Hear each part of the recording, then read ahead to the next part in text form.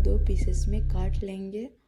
और देखिए इस तरह से दिखता है। कढ़ाई को गरम करेंगे, उसमें तेल डालकर पेठा को डालेंगे कढ़ाई के अंदर, इसको भूंजेंगे उलट पलट के दोनों तरफ से।